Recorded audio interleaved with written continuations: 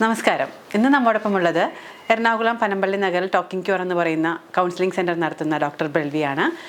ഇദ്ദേഹം കൊച്ചിൻ ദേവസ്വം ബോർഡിൻ്റെ കീഴിലുള്ള ചോറ്റാനിക്കര ക്ഷേത്രത്തിൽ 2 വർഷത്തിലേറെയായി കൗൺസിലിംഗ് സൈക്കോളജിസ്റ്റായും വർക്ക് ചെയ്യുന്നുണ്ട്. അപ്പോൾ ഇന്ന് എന്താണ് ഡോക്ടർക്ക് നമ്മളോട് പങ്കുവയ്ക്കാനുള്ളതെന്ന് നോക്കാം. നമസ്കാരം ഡോക്ടർ. ഡോക്ടർ, ഇന്ന് ഏത് വിഷയമാണ് നമ്മൾ ചർച്ച ചെയ്യുന്നത്?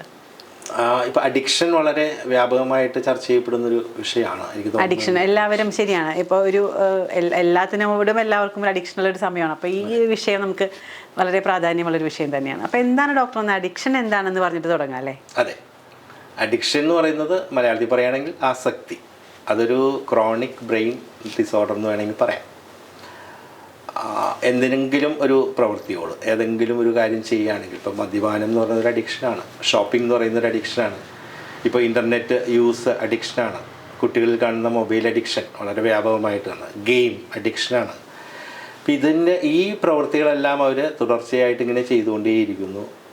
അതിന് വളരെ ദൂരവ്യാപകമായിട്ടുള്ള അല്ലെങ്കിൽ വളരെയധികം ബുദ്ധിമുട്ട് അവരുടെ ജീവിതത്തിൽ അവരുടെ മറ്റ് മേഖലകളിലൊക്കെ പ്രശ്നങ്ങൾ ഉണ്ടാക്കുമെന്ന് അവർക്ക് തിരിച്ചറിവുണ്ടായിട്ട് പോലും അതവർക്ക് നിർത്താൻ പറ്റാത്ത ഒരവസ്ഥയിലെത്തുക. ഇതിനെയാണ് നമ്മൾ അഡിക്ഷൻ എന്ന് പറയുന്നത്. അപ്പോൾ അതൊരു ആസക്തി പോലെ.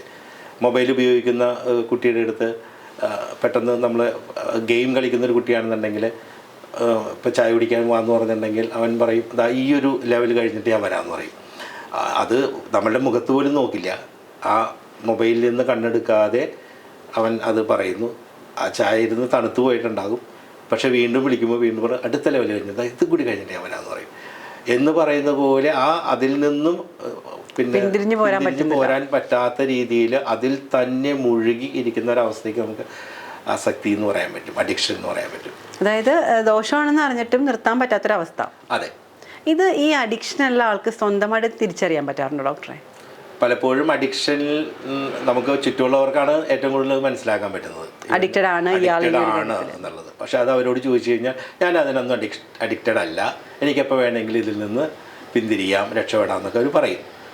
പക്ഷേ ഈ വ്യക്തി തിരിച്ചറിയപ്പെടേണ്ട ഒരു കാര്യം, അത് അറിയണം, അത് എങ്ങനെയാണ് അഡിക്റ്റഡായി എന്നുള്ളത്, അല്ലെങ്കിൽ അഡിക്ഷൻ എന്നെ ബാധിച്ചോ, ഞാൻ ആ ഒരു പ്രത്യേക രീതിയിൽ ഏതെങ്കിലും ഒരു കാര്യം ചെയ്യുന്നതിനകത്ത് എനിക്ക് ആസക്തി കൂടിയിട്ടുണ്ടോ എന്നുള്ളത് ഞാൻ തിരിച്ചറിയപ്പെടണം. അതെങ്ങനെ തിരിച്ചറിയപ്പെടും? ഒന്നാമത്തെ കാര്യം ഇത് തന്നെയാണ്, ചെയ്യുന്ന പ്രവൃത്തി അത് പെട്ടെന്ന് സ്റ്റോപ്പ് ചെയ്യാനായിട്ട് ഇവർക്ക് എത്ര വിചാരിച്ചാലും സാധിക്കില്ല. ഡോക്ടർ, ഇപ്പോൾ നമ്മൾ അഡിക്ഷനെ കുറിച്ചാണ് സംസാരിക്കുന്നത്. അപ്പോൾ അഡിക്ഷനെ പറ്റി പറയുമ്പോൾ എങ്ങനെയാണ് ഒരു വ്യക്തി, ഇപ്പോൾ എക്സാമ്പിളായിട്ട് പറയുകയാണെങ്കിൽ ഒരു മദ്യപാനി, ഇപ്പോൾ മദ്യപാനം എന്ന് പറയുന്ന കാര്യം ഏറ്റവും കൂടുതൽ ചർച്ച ചെയ്യപ്പെടുന്ന അഡിക്ഷൻ മദ്യപാനമായിരിക്കും. അപ്പോൾ ഒരു മദ്യപാനി അയാൾ എങ്ങനെ അഡിക്റ്റഡ് ആണോ അല്ലയോ എന്നെങ്ങനെയാണ് തിരിച്ചറിയാൻ പറ്റുക? സാധാരണ ഒരു വ്യക്തി, ഒരു മദ്യപാനി, അയാളുടെ ടോളറൻസ് ലെവല് ശ്രദ്ധിച്ചാൽ മനസ്സിലാവും. അപ്പോൾ ഒരു പെഗ് കഴിച്ചുകൊണ്ടിരുന്ന ഒരാൾ 2 പെഗ്ഗിലും മതിയാകാതെ വരുന്നു, 3 പറ്റില്ല, 4, 5 ഇങ്ങനെ അയാളുടെ ടോളറൻസ് ലെവൽ എണ്ണം കൂടി വരും. ഇത് കൂടി വരുന്നത്. എന്നാലേ അയാൾക്ക് ആദ്യം കിട്ടിയുന്ന ആ ഒരു അനുഭൂതി അയാൾക്ക് ലഭിക്കുന്നുണ്ടാകുള്ളൂ. അതാണ് ഒന്നാമത്തെ കാരണം. അപ്പോൾ ടോളറൻസ്. രണ്ടാമത് വിത്ഡ്രോയൽ. ഇപ്പോൾ ഇയാൾക്ക് ഈ പറയുന്നത് മദ്യം കഴിക്കാതിരിക്കാൻ പറ്റാത്തൊരവസ്ഥ വരും. ഇപ്പോൾ ഈ ഡെലീറിയം എന്ന് പറയുന്നൊരവസ്ഥയുണ്ട്. മദ്യം കഴിച്ചുകൊണ്ടിരിക്കുന്ന ഒരാൾ പിന്നെ ഇടയ്ക്ക് വെച്ച് മദ്യം സ്റ്റോപ്പ് ചെയ്ത് കഴിഞ്ഞിട്ടുണ്ടെങ്കിൽ പിന്നെ അവർക്ക് ഹലൂസിനേഷൻസ് ഉണ്ടാവും. അതായത് ഇല്ലാത്തത് കാണുന്ന പോലെ നമ്മളുടെ 5 സെൻസുകൾ ഉപയോഗിച്ച് ഇല്ലാത്തത്. ഇപ്പോൾ ചുറ്റും ഒരു വ്യക്തി വേറെ ആർക്കും കാണാൻ പറ്റാത്തൊരു വ്യക്തിയെ ചിലപ്പോൾ അങ്ങനെ കണ്ടെന്നിരിക്കും. അതായത് മദ്യം അവർ കഴിച്ചുകൊണ്ടിരിക്കുന്ന ആൾക്കാർ പെട്ടെന്ന് മദ്യം കഴിക്കാത്തൊരവസ്ഥ വന്നു കഴിഞ്ഞാൽ സഡനായിട്ട് സ്റ്റോപ്പ് ചെയ്ത് കഴിഞ്ഞാൽ ഇപ്പോൾ അവർക്ക് ഹലൂസിനേഷൻ ഉണ്ടാകും. ചിലപ്പോൾ ആരെങ്കിലും സംസാരിക്കുന്ന പോലെ അവർക്ക് ഫീൽ ചെയ്യുന്നുണ്ടാവും, ആരെങ്കിലും അടുത്തു നിന്ന് അവരെ ടച്ച് ചെയ്യുന്ന പോലെ ഫീൽ ചെയ്യുന്നുണ്ടാവും. അപ്പം ഇങ്ങനെയുള്ള ഹലൂസിനേഷൻസ് ഉണ്ടാകാൻ സാധിക്കും. അതും ഈ അഡിക്റ്റഡ് ആയിട്ടുള്ളവർക്ക് വരുന്ന അതെ. അല്ല, അപ്പോൾ വിത്ഡ്രോയൽ എന്ന് പറയുന്നതാണ്. ഇത് മദ്യം വേണ്ടാന്ന് വെക്കാനായിട്ട് അവർക്ക് പറ്റുന്നില്ല. അങ്ങനത്തെ ഒരു അവസ്ഥ വരുമ്പോഴേക്കും അവർക്ക് ഈ പറയുന്ന പോലെ ഹലൂസിനേഷൻസ് വരാം. അപ്പോൾ ടോളറൻസ് ഒന്നാണ്, ഹലൂസിനേഷൻ മറ്റൊന്നാണ്. പിന്നെ ഇവർക്ക് ലോസ് ഓഫ് കൺട്രോൾ എന്ന് പറയുന്നത്, ഇത് അവർക്ക് എന്ത് ചെയ്യാൻ പറ്റില്ല, സെൽഫ് കൺട്രോൾ ഉണ്ടാവില്ല. അവർ വിചാരിച്ചാലും അവർക്ക് സ്റ്റോപ്പ് ചെയ്യാൻ പറ്റാത്ത അവസ്ഥ വരും. പലപ്പോഴും ഇപ്പോൾ ഒരു ഫാമിലിയൊക്കെ എടുത്തു കഴിഞ്ഞിട്ടുണ്ടെങ്കിൽ രാവിലെ കുളിച്ച് ജോലിക്ക് പോകുന്ന ആൾ ചിലപ്പോൾ മക്കളുടെയും ഭാര്യയുടെയും ചിലപ്പോൾ തലയിൽ തൊട്ട് കൈ തൊട്ട് സത്യം ചെയ്യും, ഞാൻ ഇനി മദ്യം കഴിക്കില്ല എന്ന് പറയും. പക്ഷേ എന്നിരുന്നാലും വൈകുന്നേരം വരുമ്പോഴേക്കും അവർ 4 കാലിൽ വരുന്നൊരവസ്ഥ വരും. അപ്പോൾ അവർക്ക് ലോസ് ഓഫ് കൺട്രോൾ അതായത് അവർക്ക് അവരിലുണ്ടാവുന്ന സ്വാധീനം നഷ്ടപ്പെടുന്നുണ്ട്. അതായത് ആ ഒരു സമയമാകുമ്പോൾ ഒരു ടെൻഡൻസിയാണ് അത് കഴിക്കണം എന്നുള്ളത് അല്ലേ? അത് പിന്നെ തുടർച്ചയായിട്ട് ഇതേ പ്രക്രിയ തുടർന്നുകൊണ്ടിരിക്കുകയാണെങ്കിൽ, ഇതിങ്ങനെ ഉപയോഗിച്ചുകൊണ്ടിരിക്കുകയാണെങ്കിൽ നമുക്ക് പറയാൻ പറ്റും അഡിക്റ്റഡ് ആണെന്ന് ആണെന്ന് നമുക്ക് പറയാൻ പറ്റും. ഇത് മദ്യപാനം മാത്രമല്ല, മൊബൈലാണെന്നുണ്ടെങ്കിലും ഒരു കുട്ടി വിദ്യാർത്ഥിയുടെ കേസ് എടുക്കുകയാണെങ്കിൽ മൊബൈൽ ഉപയോഗിക്കുന്നത് എത്രമാത്രം പറഞ്ഞു കഴിഞ്ഞാലും അവനും അത് തിരിച്ചറിഞ്ഞു കഴിഞ്ഞാലും പലപ്പോഴും അവന് പറ്റാതെ വന്നു കഴിഞ്ഞിട്ടുണ്ടെങ്കിൽ അതും അതുപോലെ തന്നെ ചില ആളുകൾ സെക്സിലേക്ക് പോകുന്നത്, ഒന്നിനു പുറകെ ഒന്നായിട്ട് സെക്സിലേക്ക് പോകുമ്പോൾ അതും അവർക്ക് സ്റ്റോപ്പ് ചെയ്യാൻ പറ്റാത്തൊരവസ്ഥ വരുന്നുണ്ടാകും. അതും അഡിക്ഷനാണ്. ഡോക്ടർ, അപ്പോൾ ഈ അഡിക്ഷനാണെന്ന് തിരിച്ചറിഞ്ഞു കഴിഞ്ഞാൽ നമ്മൾ എങ്ങനെയാണ് ഇതിനകത്ത് നിന്ന് ഒരു റിക്കവറി വേണമല്ലോ, അതെങ്ങനെയായിരിക്കും സാധ്യമാവുന്നത്? അതിനു മുൻപായിട്ട് എനിക്ക് തോന്നുന്നത് എന്താണ് അഡിക്ഷൻ, ഈ അഡിക്ഷനിലേക്ക് പോകുന്നതിന് കാരണം എന്താ? മനുഷ്യരെല്ലാവരും ജീവിക്കുന്നത് അല്ലെ എന്തിൻ്റെ പുറകെ? സന്തോഷം, സുഖം കിട്ടാൻ വേണ്ടി. സന്തോഷത്തെക്കാൾ ഉപരിയായിട്ട് സുഖം എന്ന് പറയുന്ന സംഭവമാണ്. അപ്പോൾ ഈ മദ്യമാണെങ്കിലും മയക്കുമരുന്നാണെങ്കിലും ഈ പറയുന്ന മൊബൈൽ ഉപയോഗമാണെന്നുണ്ടെങ്കിലും ഈ ആളുകൾക്കെല്ലാം എന്ത് കിട്ടുന്നുണ്ട്? ഒരു സുഖം കിട്ടുന്നുണ്ട്. എന്ന് പറഞ്ഞാൽ നമ്മൾ അതിൻ്റെ ഒരു ന്യൂറോ സയൻസ് എടുക്കുകയാണെങ്കിൽ നമ്മളുടെ ബ്രെയിനിൻ്റെ റിവാർഡ് സിസ്റ്റം നന്നായിട്ട് ഉത്തേജിപ്പിക്കപ്പെടുന്നുണ്ട്. നമുക്കങ്ങനെ ഒരു റിവാർഡ് സിസ്റ്റം ഉണ്ട് തലച്ചോറിൽ. ആ തലച്ചോറിൻ്റെ റിവാർഡ് സിസ്റ്റം ഉത്തേജിപ്പിക്കപ്പെടുകയാണെങ്കിൽ, പ്രത്യേകിച്ച് ഇതുപോലെയുള്ള ഈ അഡിക്ഷൻ, പ്രത്യേക മദ്യപാനമാണെന്നുണ്ടെങ്കിലും ഇതുപോലെയുള്ള അഡിക്ഷനൊക്കെ വരുന്നതിന് സാഹചര്യങ്ങൾ ഒരുപാട് നല്ലൊരു ഘടകമുണ്ട്. ഇപ്പോൾ അഡോളസൻ്റ് ഏജ്, കൗമാരപ്രായത്തിലാണ് ഇത് പലപ്പോഴും ഇത് ചിലപ്പോൾ തുടങ്ങുന്നത്. പിയർ ഗ്രൂപ്പിൻ്റെ പ്രഷർ അല്ലേ, സമപ്രായക്കാരുടെ ആ പ്രഷർ കൊണ്ട് അവരെന്ത് ചെയ്തുകൊണ്ടേയിരിക്കും, ഇതിന് പ്രേരണ വന്ന് മദ്യം കഴിക്കുന്നു. അവൻ്റെ ഈ പറയുന്ന റിവാർഡ് സിസ്റ്റം, ബ്രെയിനിലെ റിവാർഡ് സിസ്റ്റം പ്രവർത്തിക്കും. അപ്പോൾ അവനത് എന്താണ് സുഖം എന്നുള്ളത് അറിഞ്ഞു. അങ്ങനെ ഒരു സാഹചര്യം, പിന്നെ അനുകൂല സാഹചര്യം ഒത്തു വരുമ്പോഴേക്കും എന്ത് ചെയ്യും, അവന് വീണ്ടും അത് ഉപയോഗിക്കാൻ ടെൻഡൻസി വരും. ഇനി മറ്റൊരു കാര്യം നമ്മൾ ഓർക്കേണ്ടത്, ഈ റിവാർഡ് സിസ്റ്റത്തിനെ കുറച്ചുകൂടി നമ്മൾ ഒന്ന് ന്യൂറോ സയൻസ് നമ്മൾ മനസ്സിലാക്കുകയാണെന്നുണ്ടെങ്കിൽ ഈ ഡോപ്പമിൻ പ്രൊഡ്യൂസ് ചെയ്യുന്നത് സബ്സ്റ്റാൻഷ്യ നിഗ്ര എന്ന് പറയുന്ന ബ്രെയിനിൻ്റെ ഒരു ഭാഗമുണ്ട്. ഡോപ്പമിൻ എന്ന് പറഞ്ഞാൽ സന്തോഷം തരുന്ന ന്യൂറോ ട്രാൻസ്മിറ്ററാണ്. ഡോപ്പമിൻ എന്ന് പറയുന്നത് ഇപ്പം നമ്മൾ തമ്മിൽ സംസാരിച്ചുകൊണ്ടിരിക്കുമ്പോൾ വളരെ ആക്റ്റീവായിട്ട് സംസാരിക്കുന്നു, ചിരിക്കുന്നു, സന്തോഷിക്കുന്നു, അല്ലെങ്കിൽ എൻ്റെ കൈകളുടെ മൂവ്മെൻറ്റ്, ചലനം, ഇതെല്ലാം ഈ ഡോപ്പമിൻ എന്ന് പറയുന്ന ന്യൂറോ ട്രാൻസ്മിറ്റർ നന്നായിട്ട് പ്രവർത്തിക്കുന്നതുകൊണ്ട് മാത്രമാണ് നമുക്കിതൊക്കെ സാധിക്കുന്നത്. ആ ന്യൂറോ ട്രാൻസ്മിറ്റർ നമ്മളുടെ സബ്സ്റ്റാൻഷ്യ നിഗ്ര എന്ന് പറഞ്ഞാൽ ബ്രെയിനിൻ്റെ ഇവിടെ ഒരു ഭാഗമുണ്ട്, അവിടെ നിന്ന് ഇങ്ങനെ അതിൻ്റെ പ്രൊഡക്ഷൻ ഇങ്ങനെ വന്നുകൊണ്ടേയിരിക്കും. അത് കൂടുതലായി കഴിയുമ്പോൾ നമ്മുടെ ബ്രെയിനിൻ്റെ എല്ലാ ഭാഗത്തേക്കും പോകുന്നത് പോലെ സബ്സ്റ്റാൻഷ്യ നിഗ്രയിൽ നിന്നും ഈ ഡോപ്പമിൻ ന്യൂക്ലിയസ് അക്യുംബൻസ് എന്ന് പറയുന്ന വെൻട്രൽ ടെഗ്മെൻ്റൽ ഏരിയ എന്ന് പറയുന്ന ലിംബിക് സിസ്റ്റത്തിലെ വെൻട്രൽ ടെഗ്മെൻ്റൽ ഏരിയ ഉണ്ട്. അവിടെ ഈ സബ്സ്റ്റാൻഷ്യ നിഗ്രയിൽ നിന്ന് ന്യൂക്ലിയസ് അക്യുംബൻസിലേക്ക് വന്ന് ഇത് വീണ് കഴിയുമ്പോൾ പിന്നെ നമ്മളുടെ ബ്രെയിനിൻ്റെ കൺട്രോൾ വേണമെങ്കിൽ ഏറ്റെടുക്കുന്നത് അമിഗ്ഡല എന്ന് പറഞ്ഞൊരു ചെറിയൊരു ഭാഗം എന്ന് പറയാം. അതായത് നമ്മുടെ വൈകാരികമായിട്ടുള്ള പ്രവർത്തനങ്ങളെ അതുമായിട്ട് ബന്ധപ്പെട്ട് കിടക്കുന്ന ഒരു ഭാഗമാണ് ഈ പറയുന്ന അമിഗ്ഡല. ഈ അമിഗ്ഡല പ്രവർത്തിക്കാൻ തുടങ്ങും എന്ന് പറഞ്ഞാൽ ഈ ലിംബിക് സിസ്റ്റത്തിലെ ഈ ഒരു മാറ്റം നമ്മൾ കാര്യകാരണ സഹിതം ചിന്തിക്കുന്നത് നമ്മളുടെ ബ്രെയിനിൻ്റെ മുൻഭാഗം ഫ്രോണ്ടൽ കോർട്ടെക്സ് വെച്ചിട്ടാണ്. അതായത് നമ്മൾ ശരിയായ രീതിയിൽ ചിന്തിക്കുന്നതും പ്രവർത്തിക്കുന്നതും അതൊക്കെ നമ്മളെ സഹായിക്കും. റീസണിങ് എന്ന് പറയും നമ്മൾ, അതിനെ ഹെൽപ്പ് ചെയ്യുന്ന ഒന്നാണ് ഈ പറയുന്ന. ഇത് കട്ടാവും, അല്ലെങ്കിൽ ഇതിൻ്റെ പ്രവർത്തനം ഇല്ലാതാവും, അല്ലെങ്കിൽ ഇതിനെ വേണമെങ്കിൽ ഹൈജാക്ക് ചെയ്യുന്നു എന്ന് പറയാം നമുക്ക്. ഈ ലിംബിക് സിസ്റ്റം മൊത്തത്തിൽ, അല്ലെങ്കിൽ പ്രത്യേകിച്ച് ഈ പറയുന്ന അമിഗ്ഡലയും അത് അങ്ങനെയുള്ള ഭാഗം, അതായത് ഞാൻ നേരത്തെ പറഞ്ഞില്ല വെൻട്രൽ ടെഗ്മെൻ്റൽ ഏരിയ എന്ന് പറയുന്നത് VTA. അപ്പോൾ ആ ഭാഗം നമ്മളുടെ ഈ പറയുന്ന ഫ്രോണ്ടൽ കോർട്ടെക്സിനെ കട്ട് ചെയ്യും അല്ലെങ്കിൽ ഹൈജാക്ക് ചെയ്യും. അങ്ങനെ വരുമ്പോഴേക്കും പിന്നെ പ്രോപ്പറായിട്ട് ചിന്തിക്കാൻ പറ്റുന്നില്ല. അപ്പോൾ അവർക്ക് പിന്നെ എന്താ, ഈ അമിഗ്ഡലയുടെ ഒരു സ്വാധീനം കൊണ്ട് ക്രേവിംഗ് ആണ്, വീണ്ടും വീണ്ടും ഇനിയും എനിക്ക് വേണമെന്ന് ആഗ്രഹിക്കുന്നു. ഈ ക്രേവിംഗ് അല്ലേ ഇവനെ ആ പ്രവൃത്തി വീണ്ടും ചെയ്യാനായിട്ടുള്ള പ്രേരിപ്പിക്കുന്നത്. എന്നുവെച്ചാൽ മനസ്സിന് എന്ത് കിട്ടുന്നു, അല്ലെങ്കിൽ ഒരു വല്ലാത്തൊരു സുഖം അനുഭവിക്കുന്നു എന്നുള്ള തോന്നൽ അവർക്കുണ്ടാവും. ഇതാണ് പലപ്പോഴും അതിൻ്റെ ഒരു ന്യൂറോ സയൻസ് പറയുകയാണെങ്കിൽ. പിന്നെ എൻവയോൺമെൻറ്റൽ ഫാക്ടേഴ്സ് ഉണ്ട്. കുടുംബാന്തരീക്ഷം നല്ല, അല്ലെങ്കിൽ ജോലിയിലുള്ള ടെൻഷൻ എന്ന് പറയുന്നത് ചിലപ്പോൾ അങ്ങനെയാകാം. ചിലപ്പോൾ വൈഫിൻ്റെ ഇപ്പോൾ ഭർത്താവ് ബന്ധത്തിനാണ്, ചിലപ്പോൾ ഭാര്യയുമായിട്ടുള്ള ആ ബന്ധത്തിലുണ്ടാകുന്ന തകരാർ, ശിഥിലീകരണമാകാം ചിലപ്പോൾ ഒരു കാരണം, പല കാരണങ്ങളാകാം. ഇനി എന്തെങ്കിലും അസുഖം, ഡിപ്രഷനിലേക്ക് പോകുന്ന ആൾക്കാർ, ആങ്സൈറ്റി വരുന്ന ആൾക്കാർ, അവർക്കൊക്കെ ചിലപ്പോൾ ഒരു പറയില്ലേ, നമ്മുടെ മസിലുകളെ തളർത്താനായിട്ട് ഈ പറയുന്നതിന് പറ്റും, അല്ലെങ്കിൽ ഒരു സുഖം അവിടെ കിട്ടുന്നുണ്ട്, താൽക്കാലികമായിട്ടുള്ള അസുഖത്തിന് പുറകെ പോകാൻ സാധ്യതയുണ്ട്. ഇനി ഒരു ട്രോമാറ്റിക് ഇൻസിഡൻറ്റ് ഉണ്ടാകുന്നു, ഒരു ദുരന്തം, അങ്ങനെയുള്ള കാര്യങ്ങൾ ലൈഫിലുണ്ടാകുന്ന സമയത്ത് ഇതിന് ചുറ്റും കണ്ടേക്കുന്ന കാര്യങ്ങൾ അങ്ങനെയാണല്ലോ. ഒരു ദുരന്തം ഉണ്ടാകുമ്പോൾ, ഒരു സിനിമ കണ്ടാലും ആ സിനിമയിലും കാണിക്കുന്ന എന്താ, ദുരന്തം സംഭവിച്ചു കഴിഞ്ഞാൽ അവിടെ മദ്യത്തിനെ ആശ്രയിക്കുക. ഇത്തരം സാഹചര്യങ്ങളൊക്കെ ഉണ്ടാകുമ്പോഴേക്കും അവർ മദ്യപാനത്തിന് അഡിക്റ്റഡ് ആകാനുള്ള സാധ്യതയുണ്ട്. ഒരിക്കലും ഉപയോഗിച്ച് നമ്മളുടെ ഈ റിവാർഡ് സിസ്റ്റം ആക്റ്റീവ് ആയി കഴിഞ്ഞാൽ, ഇപ്പം ഇതിന് ഏറ്റവും നല്ല മാർഗം എന്ന് വെച്ചാൽ ഒരിക്കലും ആ റിവാർഡ് സിസ്റ്റം ആക്കാതിരിക്കുക എന്നുള്ളതാണ് അതിന് ഏറ്റവും നല്ലൊരു മാർഗം. ഇപ്പോൾ ഡോക്ടർ പറഞ്ഞ ന്യൂറോ സയൻസ് എന്ന് ചുരുക്കി പറഞ്ഞു കഴിഞ്ഞാൽ നമ്മൾക്ക് സന്തോഷം കിട്ടാൻ വേണ്ടി നമ്മളൊരു സമയത്ത് ഉപയോഗിക്കുന്നതിന് ബ്രെയിൻ സ്റ്റോർ ചെയ്യും, പിന്നീട് ബ്രെയിൻ അതിനെ ഇടയ്ക്കിടയ്ക്ക് ആവശ്യം പഠിപ്പിച്ചല്ലോ നമ്മള്. കാരണം അതിന്റെ സുഖം കിട്ടിയതുകൊണ്ട് വീണ്ടും അത് കിട്ടണമെന്ന് ബ്രെയിൻ പുറകെ പോകാൻ നമ്മൾ അങ്ങനെയല്ലേ, സുഖം അത് അനുഭവിച്ചു കഴിയുമ്പോൾ അതിന്റെ പുറകെ പോകാനായിട്ട് ആഗ്രഹിക്കുന്നു. അത് അമിഗ്ഡല കൂടി ഏറ്റെടുക്കുമ്പോഴേക്കും പിന്നെ ആസക്തി കൂടി, എനിക്ക് ക്രേവിംഗ് ആണ്. അതേ സമയത്ത് ചിന്തിക്കാനുള്ള കഴിവിനെ അവിടെ സ്റ്റോപ്പ് ചെയ്യുകയും ചെയ്യും.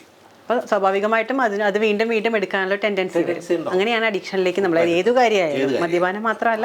അല്ല തീർച്ചയായിട്ടും മദ്യപാനം മാത്രമല്ല. ഇപ്പൊ ഈ മൊബൈൽ എടുക്കുന്നു എന്ന് പറയുന്ന കുട്ടിയും ഒരുപക്ഷെ അവന്റെ ബ്രെയിനിന്റെ ഒരു ഭാഗം വേണ്ട എന്ന് പറഞ്ഞാലും അതിനെ പുഷ് ചെയ്യാൻ ഇപ്പുറത്ത് വേറൊരു കാര്യമുള്ളത്, വൈകാരികമായിട്ടുള്ള ബ്രെയിൻ ഉണ്ട്, ലിംബിക് സിസ്റ്റം. അത് നമ്മളിങ്ങനെ പ്രേരിപ്പിച്ചുകൊണ്ടിരിക്കും അല്ലേ. അപ്പോൾ ഈ പറയുന്ന മൊബൈൽ ഉപയോഗിക്കുന്ന ആൾക്കാരാണെങ്കിലും മദ്യം ഉപയോഗിക്കുന്ന ആൾക്കാരൊക്കെ ഒരു മോശക്കാരൊന്നുമല്ല. മദ്യം ഉപയോഗിക്കുന്ന ആൾക്കാർ വളരെ മോശം വ്യക്തികളാണെന്നും മദ്യം ഉപയോഗിക്കാത്ത ആൾക്കാർ വളരെ നല്ല വ്യക്തികളാണെന്നും നമുക്ക് പറയാൻ പറ്റില്ല അല്ലേ. ചിലപ്പോൾ ജനറ്റിക് സിസ്റ്റം, ഞാൻ നേരത്തെ പറഞ്ഞല്ലോ, അവർ പൂർവികന്മാർ അല്ലെങ്കിൽ അവൻ്റെ ആ ഒരു ബ്രെയിനിൽ അതിൻ്റെ ഒരു ജനറ്റിക് ഒരു അംശം ഉണ്ടെങ്കിൽ തീർച്ചയായിട്ടും ആ വ്യക്തി ചിലപ്പോൾ അതിന് അഡിക്റ്റഡ് ആകാം. അല്ല, ഡോക്ടർ പറഞ്ഞാൽ ശരിയാണ്. നമുക്കൊരിക്കലും മദ്യപാനീനെ അങ്ങനെ പറയാൻ പറ്റില്ല. എനിക്കൊരു എക്സ്പീരിയൻസ് വന്നത്, ഈ കഴിഞ്ഞ ദിവസം ഞാൻ നടന്നു പോകുമ്പോൾ, ഞാൻ ബസ് ഇറങ്ങി നടക്കുകയാണ്. അപ്പം അടിച്ച് നന്നായിട്ട് ഇങ്ങനെ മദ്യപിച്ച് നന്നായിട്ട് നടക്കാൻ വയ്യാത്തൊരു ഒരു ചെറുപ്പക്കാരനല്ല, ഒരു മധ്യവയസ്കനാണ്. നടന്നു പോകുമ്പോൾ ഞാൻ പേടിക്കാൻ അടുത്തെത്തുമ്പോൾ ഇയാൾ മറിഞ്ഞ് എൻ്റെ മേത്തേക്ക് വീഴുമെന്ന്. പക്ഷേ ആ ആൾ അവിടെ നിന്നിട്ട് അയാൾക്കറിയാം അയാൾ മദ്യപിച്ചിട്ടുണ്ടെന്നും എൻ്റെ മേത്തേക്ക് തട്ടാൻ സാധ്യതയുണ്ടെന്നും മാറി നിന്നിട്ട് എന്നോട് തൊഴുതിട്ട് പറയാണ്, പേടിക്കേണ്ട, പൊയ്ക്കോ, ഞാൻ മുട്ടില്ല എന്നുള്ളത് കൈകൊണ്ട് ഇങ്ങനെ ആക്ഷൻ കാണിക്കുകയാണ്. എന്നിട്ട് ഞാൻ പോകുന്നവരെ അയാൾ ഭാഗത്ത് ഒതുങ്ങി നിന്ന്. പക്ഷെ അപ്പം എനിക്ക് അത്ഭുതം തോന്നി. അപ്പോഴും അയാളുടെ ഉള്ളിൽ അയാൾ മോശക്കാരനല്ലാത്തതുകൊണ്ടാണല്ലോ ഒരു സ്ത്രീ പോകുമ്പോൾ. സാഹചര്യങ്ങളാണ്, പക്ഷേ ഈ സാഹചര്യങ്ങൾ നമുക്ക് ഒഴിവാക്കാമല്ലോ.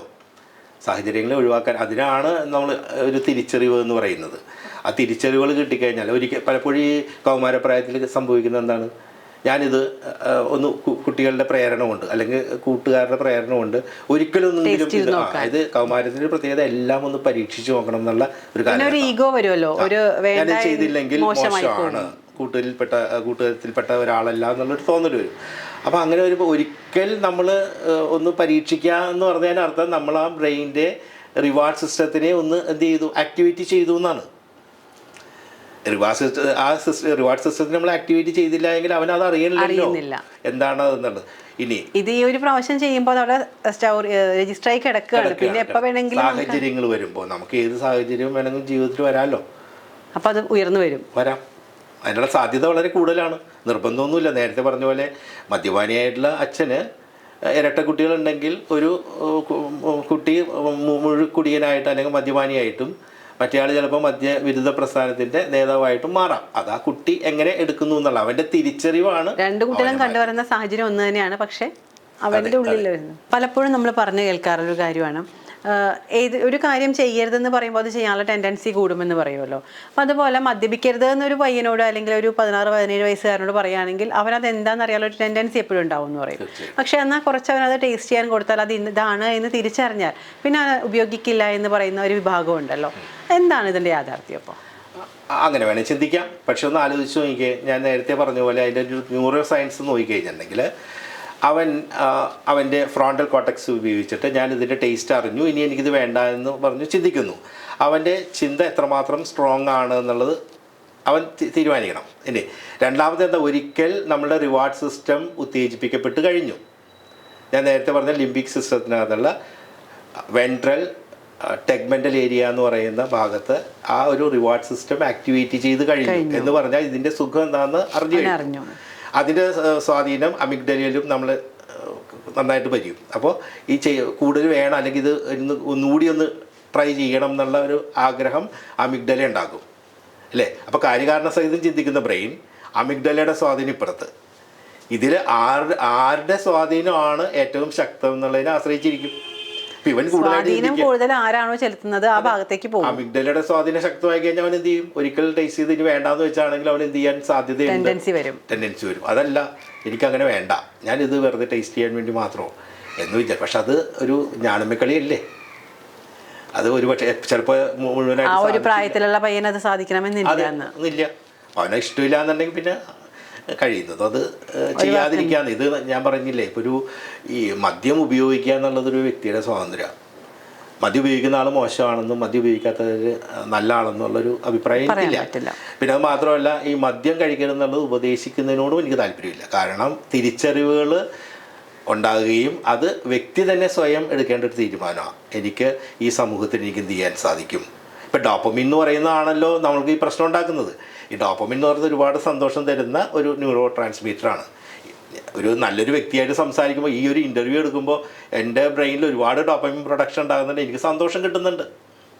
നല്ലൊരു പ്രവൃത്തി ചെയ്യുമ്പോൾ എനിക്ക് നല്ല സന്തോഷം കിട്ടുന്നുണ്ട്. എൻ്റെ ഫാമിലിയിലെ എല്ലാ മെമ്പേഴ്സും തമ്മിൽ ഒന്നിച്ചിരുന്ന് സംസാരിക്കുമ്പോൾ എനിക്ക് സന്തോഷം കിട്ടുന്നുണ്ട്. രാഷ്ട്രത്തിന് വേണ്ടിയാണ് എന്തെങ്കിലും ചെയ്യുകയാണെന്നുണ്ടെങ്കിൽ, ഒരു വ്യക്തിക്ക് വേണ്ടി എന്തെങ്കിലും നന്മ ചെയ്യുകയാണെങ്കിൽ എനിക്ക് സന്തോഷം കിട്ടുന്നുണ്ട്. അപ്പോൾ ആ ഒരു സന്തോഷത്തിൻ്റെ പുറകെ പോകും. അപ്പോൾ സന്തോഷം കിട്ടാനാണെങ്കിൽ വേറെയും മാർഗങ്ങളുണ്ട്. ഡോക്ടർ, ഇപ്പോൾ നമ്മൾ മദ്യപാനത്തിലേക്ക് തിരിച്ചു വരികയാണെങ്കിൽ ചെറുതായിട്ടൊക്കെ കഴിക്കുന്നതുകൊണ്ട് വലിയ കുഴപ്പമൊന്നുമില്ല എന്ന് പലരും പറഞ്ഞു കേൾക്കാറുണ്ട്. അപ്പോൾ ഞാൻ ചിലപ്പോൾ ആഴ്ചയിൽ ഒരു ദിവസം കഴിക്കുന്ന ഒരാളാണ്, അല്ലെങ്കിൽ അതുകൊണ്ട് വലിയ കുഴപ്പമൊന്നുമില്ല എന്നൊക്കെ പലരും പറയാറുണ്ട്. അത് വലിയ പ്രശ്നമാണോ എന്ന് ചോദിച്ചാൽ അതെല്ലാം വ്യക്തികൾ തീരുമാനിക്കേണ്ടതാണ്. ഞാൻ പറയാവുന്ന കാര്യം ഇതാണ്. നമുക്ക് മൂന്നായിട്ട് നമുക്ക് ഇതിനെ തിരിക്കാൻ പറ്റും. സോഷ്യൽ ഡ്രിങ്കിങ് എന്ന് പറയാം, ബിഞ്ച് ഡ്രിങ്കിങ് എന്ന് പറയാം, ക്രോണിക് ഡ്രിങ്കിങ് എന്ന് പറയാം. സോഷ്യൽ ഡ്രിങ്കിങ് എന്ന് പറയുന്നത് സുഹൃത്തുക്കളുമായിട്ട് ഒരു ഗ്യാതറിങ്ങിൽ ചേർന്നിട്ട് അവരെന്ത് ചെയ്യും, ഒന്നിച്ച് ചേർന്നൊരു സുഖത്തിന് അല്ലെങ്കിൽ ഒരു സന്തോഷത്തിന് വേണ്ടി കഴിക്കുന്നു എന്നുള്ളതാണ് സോഷ്യൽ ഡ്രിങ്കിങ്. രണ്ടാമത്തെ വിഭാഗത്തിൽ വരുന്ന ബിഞ്ച് ഡ്രിങ്കിങ് ആണ് ഏറ്റവും കൂടുതൽ അപകടകരം. എന്ന് വെച്ചാൽ ഈ ബിഞ്ച് ഡ്രിങ്കിങ്ങുള്ള ആൾക്കാർ മദ്യം കഴിക്കുന്ന സമയത്ത് നന്നായി കഴിക്കുകയും അത് കുറേ ദിവസം ഇങ്ങനെ നീണ്ടു നിൽക്കുകയും പിന്നെ സഡനായിട്ട് ഒരു സുപ്രഭാതത്തിൽ പുള്ളി സ്റ്റോപ്പ് ചെയ്തിട്ട് ചിലപ്പോൾ ഒരു 5-6 മാസം അല്ലെങ്കിൽ 8 മാസം അല്ലെങ്കിൽ 1 വർഷത്തേക്ക് പിന്നെ മദ്യം കഴിക്കില്ല. അപ്പോൾ ഈ വ്യക്തി പിന്നെ എന്ത് ചെയ്യും, വീണ്ടും ഈ 1 വർഷം കഴിയുമ്പോൾ ചിലപ്പോൾ ഒരു സുപ്രഭാതത്തിൽ കഴിച്ചു തുടങ്ങാനായിട്ട്. അതിനെ ബിഞ്ച് ഡ്രിങ്കിങ് എന്ന് പറയുന്നത്. ഇത് കൂടുതൽ അപകടകാരിയാണ്. ഇതാണ് ഏറ്റവും കൂടുതൽ അപകടകാരി, ബിഞ്ച് ഡ്രിങ്കിങ് ആണ്. പിന്നെ ക്രോണിക് ഡ്രിങ്കിങ് എന്ന് പറയുന്നത് നമുക്കറിയാം, മദ്യം ഇല്ലാതെ പറ്റില്ല. എന്ത് ജോലി ചെയ്യുകയാണെങ്കിലും ഒരു ദിവസത്തിൽ പല പ്രാവശ്യം ഈ ജോലി ചെയ്യുന്നിടത്തുനിന്ന് അവർ എങ്ങനെയെങ്കിലും സമയം കണ്ടെത്തിയിട്ട് പോയി കഴിക്കാതിരിക്കാൻ പറ്റാത്ത ഒരവസ്ഥ വരുമ്പോഴാണ് ഈ ക്രോണിക് ഡ്രിങ്കിങ് എന്ന് പറയുന്നത്. അപ്പോൾ നമ്മൾ വിചാരിക്കും ഈ ആദ്യം പറയുന്ന സോഷ്യൽ ഡ്രിങ്കിങ് എന്ന് പറയുന്നത് അപകടമല്ലല്ലോ എന്ന് പറഞ്ഞാൽ, ഈ സോഷ്യൽ ഡ്രിങ്കിങ് അതിന് സാധ്യത വളരെ കൂടുതലുള്ളത് ഈ പറയുന്ന ബിഞ്ച് ഡ്രിങ്കിങ്ങിലേക്കും പിന്നീട് ക്രോണിക് ഡ്രിങ്കിങ്ങിലേക്കും വരാനുള്ള സാധ്യത വളരെ കൂടുതലാണ്. അതിപ്പോൾ നമ്മൾക്ക് ചുറ്റുമുള്ള എൻവയോൺമെൻറ്റ് അതുപോലെ ഒരു സാഹചര്യം അങ്ങനെ വരുമ്പോൾ, ഇപ്പോൾ ഈ സോഷ്യൽ ഡ്രിങ്കിങ് എന്ന് പറയുന്നത് ആ ഒരു കൂട്ടായ്മ എപ്പോഴും വരികയാണെങ്കിൽ അവർ എപ്പോഴും കഴിക്കാനും അത് പിന്നീട് അതെ അത് ഓരോ ദിവസവും ഇന്നൊരു ദിവസം അല്ലേ എന്ന് വിചാരിക്കും, അടുത്ത ദിവസം വീണ്ടും ഒരു ദിവസം അല്ലേ, ആഴ്ചയിൽ ഒരു ദിവസം മദ്യപിക്കുമെന്ന് പറയുന്നവർ 2 ദിവസം ആ ഗ്യാങ് കൂടുമ്പോൾ 2 ദിവസം മദ്യപിക്കാൻ തുടങ്ങും. പിന്നെ അത് ക്രോണിക്കിലേക്ക് പോകാൻ സാധ്യത ഉണ്ടല്ലോ, വളരെ കൂടുതലാണ്. അപ്പോൾ അതൊക്കെ വ്യക്തി എടുക്കുന്ന തീരുമാനങ്ങളാണ്. തീർച്ചയായും അത് എനിക്ക് വേണ്ട എന്ന് ഈ പറയുന്ന നമ്മളുടെ സെൻസ് കറക്റ്റായിട്ട് അവിടെ ഡോക്ടർ പറയുന്ന പോലെ കട്ട് ചെയ്യാൻ പറ്റുക എന്ന് പറയുന്നത് അത് എത്രമാത്രം പറ്റും എന്നുള്ളതും കൂടി ആലോചിക്കണം. അത് ആ ഒരു വ്യക്തിയെ ഡിപ്പെൻഡ് ചെയ്തിട്ട്. ഇന്നൊരു സോഷ്യൽ ഡ്രിങ്കിങ് എടുക്കുന്ന ഒരാൾ അടുത്തൊരു സോഷ്യൽ ഡ്രിങ്ക് അവർ പോകുന്ന സമയത്ത് ഒഴിവാക്കാൻ പറ്റുമോ? പലപ്പോഴും പറ്റില്ല എന്നുള്ളതാണ് വാസ്തവം. അങ്ങനെ പറ്റുന്ന ഒരാൾക്ക് കൺട്രോൾ ചെയ്യാൻ പറ്റുന്ന ഡോക്ടർ അങ്ങനെ പറ്റുന്ന ഒരാൾ ചിലപ്പോൾ ആദ്യത്തതും വേണമെങ്കിൽ ഒഴിവാക്കാൻ വായിക്കും. കാരണം സോഷ്യൽ ഡ്രിങ്കിങ് അങ്ങനെയാണല്ലോ പലപ്പോഴും സംഭവിക്കുക. മറ്റുള്ളവർക്ക് എൻ്റെ ഒരു ഗ്യാതറിങ്ങിൽ ആ ഒരു സുഹൃത്ത് വലയത്തിനകത്ത് നിൽക്കുമ്പോഴേക്കും ഞാനത് വേണം, എന്നാലേ അതൊരു സുഖമുള്ളെന്ന് വിചാരിക്കുന്നത്, അല്ലെങ്കിൽ മറ്റുള്ളവർക്ക് എന്ത് തോന്നും എന്നുള്ളൊരു തോന്നൽ, അങ്ങനെ അത് കട്ട് ചെയ്യാൻ പറ്റുന്ന ഒരാൾക്ക് നല്ലത് തന്നെയാണ്. ഇത്തരം തിരിച്ചറിവുകൾ തീർച്ചയായിട്ടും സ്വയം ആലോചിക്കുക. ഞാൻ ഈ മദ്യം കഴിക്കണമുണ്ട് ഈ പറയുന്ന എൻ്റെ ഫാമിലിക്കോ അല്ലെങ്കിൽ സമൂഹത്തിനോ അല്ലെങ്കിൽ മറ്റാർക്കെങ്കിലും അത് ബുദ്ധിമുട്ടുണ്ടോ, എനിക്ക് തന്നെയും ഇവരുടെ ശരീരത്തിനെ ബാധിക്കുമല്ലോ, മനസ്സിനെ ബാധിക്കും, ശരീരത്തിനെ ബാധിക്കും. അപ്പോൾ അത് വേണോ വേണ്ടത് ഉചിതമായിട്ടുള്ള തീരുമാനം എടുക്കേണ്ടത് ആ വ്യക്തി തന്നെയാണ്. ഡോക്ടർ, ഇപ്പോൾ നമ്മൾ പറഞ്ഞത് എന്താണ് അഡിക്ഷൻ എന്ന് പറഞ്ഞു, അഡിക്ഷൻ വരാനുള്ള കാരണങ്ങൾ എങ്ങനെ തിരിച്ചറിയാം അതൊക്കെ പറഞ്ഞു. നമുക്ക് ഏറ്റവും കൂടുതൽ അറിയേണ്ട ഒരു കാര്യം, പ്രേക്ഷകരും അറിയാൻ കാത്തിരിക്കുന്ന ഒരു കാര്യമായിരിക്കും, ഇതെങ്ങനെ ഇതിനകത്ത് നിന്ന് റിക്കവറി കിട്ടും എന്നുള്ളത്. ഇപ്പോൾ മദ്യപാനമായാലും മൊബൈലായാലും എന്തായാലും നമുക്ക് എങ്ങനെ ഇതിനകത്ത് നിന്ന് പിന്തിരിയാൻ പറ്റും? ഇപ്പോൾ ഒരു മദ്യപാനത്തിൻ്റെ കാര്യമാണ് നമ്മൾ കൂടുതൽ പറഞ്ഞിട്ടുള്ളത്. ഇപ്പോൾ ഒരു ക്രോണിക് ഡ്രിങ്കിങ് ഉള്ള ഒരാളാണെന്നുണ്ടെങ്കിൽ ആ ആളെ നമ്മൾ തീർച്ചയായിട്ടും ഒരു ഡി അഡിക്ഷൻ സെൻ്ററിൽ എത്തിക്കുക എന്നുള്ളത് തന്നെയാണ് ഏറ്റവും അനുയോജ്യമായിട്ടുള്ള മാർഗം. കാരണം അദ്ദേഹത്തിന് മദ്യം ഇനി ഇല്ലാത്തൊരവസ്ഥയിലാണ്, മദ്യം കൂടാതെ ജീവിക്കാൻ പറ്റില്ല എന്നൊരവസ്ഥയിൽ എത്തിച്ചേർന്നിരിക്കുന്ന വ്യക്തിയാണ്. മാത്രമല്ല ഈ വ്യക്തിക്ക് പെട്ടെന്ന് മദ്യം സ്റ്റോപ്പ് ചെയ്ത് കഴിഞ്ഞാൽ വിഡ്രോയൽ സിംറ്റംസ് കാണിക്കും, ഡെലീറിയം എന്ന് പറഞ്ഞൊരവസ്ഥ വരും. ഡെലീറിയം എന്ന് പറയുന്ന അവസ്ഥ ഉണ്ടായി കഴിയുമ്പോൾ അവിടെ ഹലൂസിനേഷൻസ് ആണ്, ഇല്ലാത്ത കാര്യങ്ങൾ കാണും, ശബ്ദം കേൾക്കും. എന്ന് വെച്ചാൽ നമ്മുടെ 5 സെൻസുകൾ വഴി നമ്മൾ അനുഭവിക്കുന്ന കുറേ കാര്യങ്ങൾ സാധാരണ ആളുകൾക്ക് കാണാൻ പറ്റാത്തതൊക്കെ ഇയാൾ കാണുന്നു. അങ്ങനത്തെ ഒരു അവസ്ഥ വരും. അപ്പോൾ ആ ഡെലീറിയം എന്ന് പറയുന്ന അവസ്ഥയ്ക്ക് ഉണ്ടാകുന്ന നമ്മൾ തനിയെ സ്റ്റോപ്പ് ചെയ്യാനായിട്ട് ശ്രമിക്കുമ്പോൾ അത്തരം അവസ്ഥയ്ക്ക് ഉണ്ടാകുന്നതാണ്. സ്വാഭാവികമായിട്ടും നമ്മൾ ഡി അഡിക്ഷൻ സെൻറ്ററിൽ ചെല്ലുക. ഡി അഡിക്ഷൻ സെൻറ്ററിൽ ചെന്ന് കഴിഞ്ഞാലുള്ള ഒരു ഗുണം എന്ന് വെച്ചിട്ടുണ്ടെങ്കിൽ അവിടെ അവർ മെഡിക്കേഷനും അതോടൊപ്പം തന്നെ കൗൺസിലിങ്ങും ഒന്നിച്ച് അവർ കൊണ്ടുപോയിക്കോളും. പ്രത്യേകിച്ച് നമ്മളുടെ ഈ മദ്യം കഴിക്കുന്ന ഒരാളുടെ ബ്രെയിനും ബ്ലഡും ഒക്കെ എന്ത് ചെയ്തിട്ടുണ്ടാവും, പോയിസണസ് ആയിട്ടുണ്ടാവും. അപ്പം അതിനെ ഡീടോക്സിഫിക്കേഷൻ എന്ന് പറയുന്ന ആ ഒരു ഇത് അതെ ഡീടോക്സിഫിക്കേഷൻ ചെയ്തിട്ട് അതിനെ പ്യൂറാക്കി മാറ്റുക എന്നുള്ളൊരു കാര്യമുണ്ട്. പിന്നെ അതോടൊപ്പം തന്നെ ഇയാൾക്ക് ക്രേവിങ് ഉണ്ടാവും. ഞാൻ നേരത്തെ പറഞ്ഞു അമിഗ്ഡലയുടെ സ്വാധീനം, ലിംബിക് സിസ്റ്റത്തിൻ്റെ സ്വാധീനം കൊണ്ട് അവിടെ ക്രേവിങ് ഉണ്ട്, ഇനിയും വേണം എന്നുള്ള. അപ്പോൾ ആൻറ്റി ക്രേവിങ് ഏജൻറ്റ്സ് അവർ സപ്ലിമെൻ്റ് ആയിട്ട് കൊടുക്കും. അതോടൊപ്പം തന്നെ നല്ല കൗൺസിലിംഗ് കൊടുക്കുക. ഇപ്പോൾ CBT പോലെയുള്ള കോഗ്നിറ്റീവ് ബിഹേവിയർ തെറാപ്പി പോലെയുള്ള തെറാപ്പീസ് കൊടുക്കുന്ന സമയത്ത് നമുക്ക് ചിന്തകൾ ആണ്. കോഗ്നിറ്റീവ് ബിഹേവിയർ തെറാപ്പി ഒന്നുകൂടി ഒന്ന് പറഞ്ഞു. അതെ, കോഗ്നിറ്റീവ് ബിഹേവിയർ തെറാപ്പി എന്നാണ് കോഗ്നിഷൻ ചിന്ത, ബിഹേവിയർ പ്രവൃത്തി. തെറാപ്പി എന്ന് പറയുന്നത് നമ്മളുടെ ചിന്തകളാണ് നമ്മളുടെ പ്രവൃത്തിയായിട്ട് മാറുന്നത്. നമ്മളുടെ ചിന്തകളെ മാറ്റുക, പ്രവൃത്തി മാറും. അപ്പോൾ അത് തന്നെയാണ് ഡി അഡിക്ഷൻ സെൻറ്ററിൽ ചെല്ലുമ്പോഴും അവിടെ നല്ല നല്ല പ്രഭാഷണങ്ങളുണ്ടാവും, ഇതുപോലെയുള്ള ബിഹേവിയർ തെറാപ്പീസ് കൊടുക്കുന്നുണ്ടാകും. അതുപോലെ തന്നെ നല്ല ഗ്രൂപ്പ് ഉണ്ടാകും അവിടെ ഇതേ അവസ്ഥയിൽ എന്തുകൊണ്ട് അവർ ഇത്തരം സാഹചര്യത്തിലെത്തി. അതുപോലെ തന്നെ AA ഗ്രൂപ്പ് ഉണ്ടാവും, അതായത് ആൽക്കഹോളിക് അനോണിമിക്സ് എന്ന് പറയുന്ന ഗ്രൂപ്പ് ഉണ്ടാവും. ആ ഗ്രൂപ്പുകളിൽ അവരെ ചിലപ്പോൾ ഫോണിലായിരിക്കും അല്ലെങ്കിൽ നേരിട്ട് വന്നിട്ട് അവർ ഇത് മദ്യപാനികളായിരുന്നിരിക്കും, അവരെങ്ങനെ അവർക്ക് മാറാൻ സാധിച്ചു എന്നുള്ളത് അവർ പറയും. ഇതൊക്കെ വല്ലാത്തൊരു മോട്ടിവേഷനാണ്. നല്ല മോട്ടിവേഷൻ ക്ലാസ്സുകളുണ്ടാവും. പിന്നെ ഹെൽത്തി ആയിട്ടുള്ള ലൈഫ് സ്റ്റൈൽസ്, നല്ല ഭക്ഷണം, നന്നായിട്ട് എക്സസൈസ് ചെയ്യുക. അതോടൊപ്പം തന്നെ ഈ പറയുന്ന മെഡിറ്റേഷൻ, അതായത് സ്ട്രെസ് മാനേജ്മെൻറ്റിന് ഏറ്റവും നല്ലൊരു മാർഗം എന്ന് പറയുന്നത് മെഡിറ്റേഷനാണ്. ഇത്തരം കാര്യങ്ങളൊക്കെ അവിടെ പ്രാക്ടീസ് ചെയ്യും. അപ്പോൾ കുറേ ദിവസം അവിടെ ഈ പറയുന്ന ഒരു ഗ്രൂപ്പിലൊക്കെ നിൽക്കുമ്പോൾ സാഹചര്യങ്ങൾ അനുകൂലമായി നമ്മൾക്ക് ചുറ്റുമുള്ള എൻവയോൺമെൻറ്റാണ് നമ്മൾക്ക് പലപ്പോഴും നമ്മൾ ഇതുപോലെയുള്ള ടെൻഡൻസി ഉണ്ടാക്കുന്നത്. അപ്പോൾ അത്തരം നല്ല സാഹചര്യങ്ങളിൽ ഈ പറയുന്ന വ്യക്തി ചെല്ലുകയും സ്വാഭാവികമായിട്ടും പിന്നെ ഇതിനേക്കാളൊക്കെ ഉപരിയായിട്ട് ആ വ്യക്തി പൂർണ്ണമായിട്ടും എനിക്ക് മാറണം എന്ന് ആഗ്രഹിച്ചുകൊണ്ട് ഇത്തരം തിരിച്ചറിവുകൾ ആ വ്യക്തിക്ക് ഉണ്ടാകുമ്പോൾ എനിക്ക് മാറണം എന്നുള്ള ആഗ്രഹത്തോടുകൂടി ചെല്ലുന്ന വ്യക്തിക്ക് തീർച്ചയായിട്ടും ഇതിൽ നിന്ന് രക്ഷപ്പെടാനായിട്ട് സാധിക്കും. ഞാനൊക്കെ എപ്പോഴും ചിന്തിക്കുന്നൊരു കാര്യമാണ്, ഇത് എങ്ങനെയാണ് ഡി അഡിക്ഷൻ സെന്ററിൽ എന്ത് അത്ഭുതമാണ് സംഭവിക്കുന്നതെന്ന്. അപ്പോൾ ഇതാണ് ഇതിൻ്റെ ഉള്ളിൽ അവിടെ ഇത്രയും പ്രോസസ്സ് നടക്കുന്നുണ്ട്. അവിടെ ഒരു വ്യക്തിക്ക് മാറാനുള്ള സാഹചര്യം മെഡിക്കൽ രീതിയിലായാലും കൗൺസിലിംഗ് പരമായിട്ട് മാനസിക വേണ്ടി വരും. മെഡിക്കേഷനും കൗൺസിലിങ്ങും സമാസമം എന്നുള്ള മെഡിറ്റേഷനും കൊടുത്തുകൊണ്ടാണ് അവിടെ മെഡിസിൻ സപ്ലൈ ചെയ്യുക. അത് പോയിസണസ് ആയിട്ടുള്ളതെല്ലാം കളയണം, ക്രേവിങ് കുറയ്ക്കണം. പിന്നെ ഈ പറയുന്ന കൗൺസിലിംഗ് സപ്പോർട്ട് ചെയ്യുക, അവരെ കേൾക്കുക, അവർക്ക് വേണ്ട നിർദ്ദേശങ്ങൾ വേണ്ടി വരികയാണെങ്കിൽ കൊടുക്കുക. പിന്നെ നല്ല ഗ്രൂപ്പ്, ചുറ്റുമുള്ള നല്ല പോസിറ്റീവായിട്ടുള്ള ഗ്രൂപ്പുകൾ ഉണ്ടാകുമ്പോഴേക്കും അവരുടെ ജീവിതത്തിൽ അവർക്ക് പെട്ടെന്ന് മാറാൻ സാധിച്ചു. അതെങ്ങനെയാണെന്നുള്ള അനുഭവങ്ങളിലൂടെ അവർ പങ്കുവയ്ക്കുമ്പോൾ അതൊക്കെ ഡോക്ടർ പറഞ്ഞുള്ള താല്പര്യം കൂടി നമുക്ക് വേണം. ഈ പോകുന്ന ആൾക്ക് നിർബന്ധമായിട്ട് അത് വേണം. എനിക്ക് മാറണം എന്ന് ആഗ്രഹിക്കേണ്ട ആൾ ഞാൻ തന്നെയല്ലേ.